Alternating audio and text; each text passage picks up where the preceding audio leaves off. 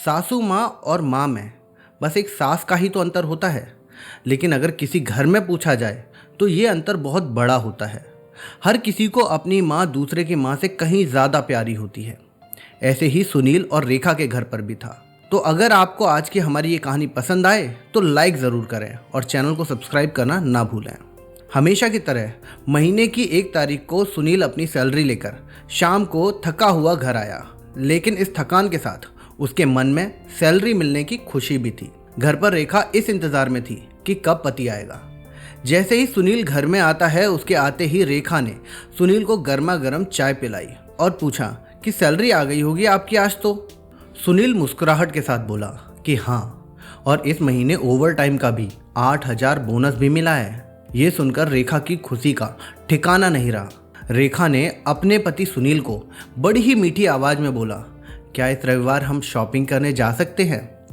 जिस पर पति स्माइल करते हुए बोला, ठीक है, लेकिन सिर्फ एक शर्त पर, कि अगर तुम हफ्ते में कम से कम एक बार मेरी माँ से फ़ोन पर बात कर लो और उनका हाल पूछ लो। इस पर रेखा ने दबी आवाज़ में धीरे से हाँ कह दी।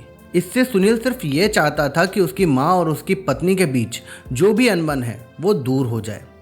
ठीक 2 मिनट बाद सुनील के मोबाइल पर माँ का फ़ोन आया और उधर से माँ बोली, कैसे हो बेटा? सुनील बोलता है, मैं ठीक हूँ माँ। माँ ने सबका हालचाल पूछा। पत्नी मुंह बनाकर मन में सोच रही थी कि 1 तारीख है और अभी सैलरी आई है, इसलिए फ़ोन करके पैसे मंगवाना चाहती होंगी, लेकिन मैं 1 पैसा भी नहीं दूंगी। उधर माँ बोली, बेटा थोड़ी मदद चाहिए। तो सुनील बोला, बोलिए क्या हुआ? माँ बोली, बेटा इस महीने 5,000 मिल सकते हैं क्या? वैसे सुनील कुछ भी करता था तो अपनी पत्नी से पूछ कर ही करता था। उसने अपनी पत्नी से पूछा तो रेखा ने कहा, बोल दो कि अभी सैलरी नहीं आई है। माँ बोली, बेटा कैसे भी करके भिजवा दो प्लीज़, हॉस्पिटल में इलाज के लिए चाहिए। पति ने ये बात पत्नी से दोहराई। पत्नी बोली, माँ से बोल दो कि सरकारी अस्पताल में इलाज करवा ले। सुनील ने माँ को यही सलाह दी। माँ बोली, बेटा इधर इलाज सही से नहीं होता और वो ध्यान भी नहीं रखते। इस बार पत्नी को गुस्सा आ गया और वह अपने पति सुनील से बोली कि बोल दो कि हमारे सर पर पहले से इतना बोझ है, अब इससे ज़्यादा हम सह नहीं पाएंगे, इसलिए सरकारी अस्पताल में इलाज करवा लो। इसके बाद पत्नी के शब्द बिगड़ गए और उसने बोला कि वैसे भी थोड़े दिन की मेहमान है, चाहे कहीं से भी इलाज करवाए, क्या फ़र्क पड़ता है। एकदम से सुनील को गुस्सा आ गया और उसने रेखा से कहा, रेखा कितनी बार बोला है ऐसे मत बोला करो माँ के बारे में।